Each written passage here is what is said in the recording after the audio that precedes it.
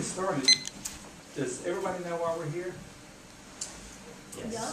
You sure? Is that a trick question? No, it's actually not a trick question, because let me tell you from my perspective.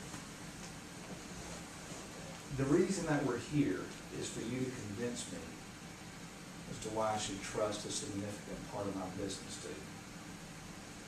Especially when I'm already partnered with somebody that I really trust and like.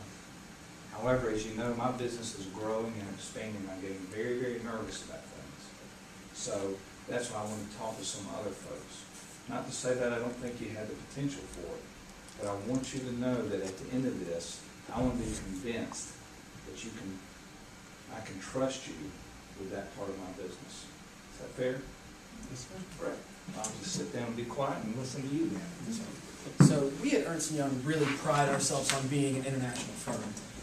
We consider our client relationships to be the reason that we are where we are. Okay. That being said, you know, a large brand company firm, we have offices in over 150 different countries with over 150,000 professionals. What we would really like to do is we've taken the time to evaluate your company and really feel that there's potential there for creating value on your side, not just in the audit sector, but in a variety of different services. We understand you currently like your auditor, and we want to make sure that we step in a positive way to keep things like you like them. It's our concentration to make sure that any transition, any growth in your business is approached with due care and the best possible forward outlook. So am I hearing you correct in the fact that you're a one-stop shop, I can bring everything to you? Because really, we're growing so much, I'm looking for a lot. Yes, sir. The beautiful thing about it is we've brought a range of professionals here today. This is Shu Yan. She's a manager in the audit practice out of our Seattle office.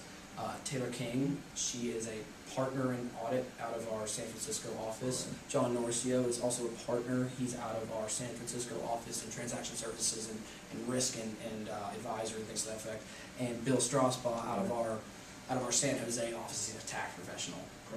So from there, I think we'd like to maybe just give you a little bit of background on ourselves. Like I said, my name is Greg Baker. I'm the managing partner of the Portland, Oregon, and the Seattle joint office. I started at the Ernst & Young office in Atlanta and started in audit about 27 years ago, specializing, moving on into a lot of TS, private equity type scenarios, looking at, albeit venture capital, angels, private sources of equity, and taking it even a step farther, which John specializes in, a bit of IPOs. So that being said, I'd like to turn it over to Taylor, and she'll tell you a little bit about our insurance practice. Right. So just to reintroduce myself, my name is Taylor King. I am the lead audit partner on this engagement team.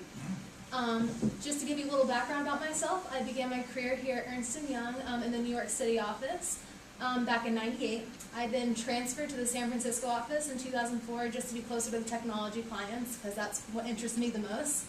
And in 2007, I was made audit partner. Taylor, can I ask you something? Yes. What technology clients do you have? Google is one I'm on right now, but I've also worked with Facebook and LinkedIn. Okay, are there going to be any issues in regards to confidentiality or anything as we go forward? No, of course not. We will be glad to sign any confidentiality agreements that you need us to sign. Everything is confidential. Okay, great. Go ahead. Okay. So my other specialty, I also specialize in Sarbanes-Oxley compliance. And by this, I basically just ensure that all the clients I work with follow all the regulations, all existing and new. Also, just enough about myself to talk a little bit more about your concerns, which is what we're here for today. We understand that you have a great relationship with your current auditors, Martin and Knight, and we think that's excellent. That's something we strive for with our clients. So if you do choose to partner with us, we just want to let you know that we will make the transition as easy as possible for you. We were actually thinking that if they would be willing, we would love to work with them for at least the first quarter, just to make sure we get up to speed as quickly as possible, and like I said, to make it easy on you. And just make sure we continue doing things the way you like them to be done. And if you don't like anything, need anything to be changed, if it's in with compliance, we would love to change it.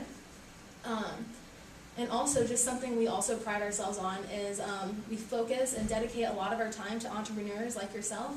I don't know if you've heard of it, but we recognize a lot of entrepreneurs through the Entrepreneur of the Year award. So just want to let you know that you are our main... Can you tell me I've already won?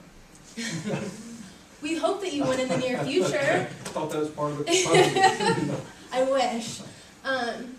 And also, just to kind of talk about my specialty, like I said, we understand that a lot of people in your position, people that are looking to go public in the near future, are very concerned with mandatory auditor rotation. Yes. So just to ease your concern on that, like I said, I am the lead partner on the Google engagement, in which I was just made in the last 3 years. And it's a process that's on the firm side. You don't need to worry about it at all. We go through a number of meetings and everything to make sure that the next partner that would replace me will be the best fit for you. Like, that's all on us. You don't need to worry about that. We have plenty of people that would love to take the spot. And yeah, and it'll only be me changing. So, I mean, my entire team here will still be working with you, so you don't need to worry about that. Okay. One of the big positives we feel in this light is we've already spoken with Taylor, and given the scope and services that we believe we'll be able to provide for you, she has already said that she is willing to move from her San Francisco office up to Seattle to spend full time. Another, I guess, large caveat positive on the positive side about that is typically with our audit partner rotation, after 5 years, it's not that partner can't work for you. Obviously, we would bring certain people in and out, and there will always be 2 main partners that will work in different roles and take over, 5-year by 5-year type thing. Right. So that being said, I know that you just expanded into 3 new countries, and I'd like Shion to talk to you a little bit about our international reporting. Correct. Okay, just a brief background about myself. I have 8 years working experiences, with 3 years in Hong Kong and 5 years in San Francisco before I moved to Seattle. Right. And all my clients are oriented in the high technologies, and just list name like Facebook, Google, and Lenovo, one of the big high-tech giants in China. And back to Amigo, we think besides the regular assurance services, we can go much further to add value to Amigo. And first of all, as Amigo is expanding its operations overseas, we think that one of the big challenges for Amigo might be to decide the size of its accounting infrastructures in its foreign operations, and to determine how they should report to their U.S. apparent companies. So to address this question, we will strive to provide the most cost-effective schemes on accounting assistant design and implementation, and also Taylor and our advisory practice partner, John, will bring their successful working experiences in Facebook to Amigo. And second of all, we think that according to some research, risks often increases as companies expand their operations overseas. To address this concern, we will do our best to conduct frequent reviews on the internal controls in Amigo, and also help Amigo to improve its process, to improve its controls. Okay. And besides this, all of our audit partners and managers have close connections with other EY professionals around the globe, who will do their best to cooperate with Amigo's local operations to address your concerns. And lastly, we understand that as Amigo expanding its operations overseas, there will be some implications on brought by international accounting standards. And E&Y has already introduced a multifunctional approach regarding the convergence between IFRS and US GAAP. And also, Taylor and I have some working experiences and leading teams under local accounting international standards. And we will also be working closely with other international offices to address the local operations needs and concerns as regarding to the international accounting standards. Okay. As she touched on, the positive is at EY being a global firm and you having just expanded your operations to Hong Kong, Mumbai, and San Diego, we have local offices in those areas. And I think one of our chief concerns is foreign currency translation. Obviously, being IFRS compliant in those offices and being GAAP compliant over here, having people on the ground floor that are, our basis should be a good positive translating over. I know another concern of yours has been growth and capital, and I'd like to let John talk a little bit more about our advisory TS practice. Thanks, Greg. As Greg previously mentioned, I am a partner in the Transaction Advisory Services branch of E&Y based in the San Francisco office. I travel around the country with my IPO team, helping our clients with the IPO process, whether from the audit side or the advisory side. And since Amigo is considering going public in the near future, it is of utmost importance that you all have an auditor who has knowledge and experience when auditing the IPO experience, especially in the online and technology industries. And at Ernst & Young, we believe that not only we're the perfect fit for Amigo, but really the only fit, because in the past decade, Ernst & Young has been selected by the leaders in the technology and online industries like Google, Facebook, LinkedIn, and Groupon to help them through their IPO process and beyond that. So we really think that that knowledge and that experience will help lead Amigo to a successful IPO and really build a strong framework for financial reporting purposes for the future. So John, were you the point person on any of those IPOs? I was the leader on our team for auditing that IPO process. Okay. Yes, for those firms. Yes. Okay, good, very impressive, good.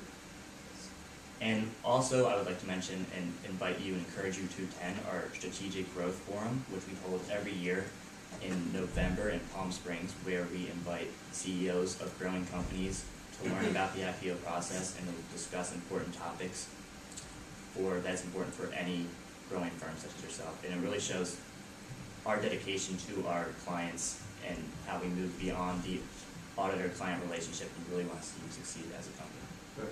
Now, Bill, I'm sure you brought something to the table. Yes, sir. Okay. I'm here as a tax senior manager to tell you that Ernst & Young understands that operating in the technology industry can provide some unique and complex issues related to taxation, but the size and expertise of our firm, especially with the West Coast clients that we've worked with in the technology industry, allow us to address these concerns.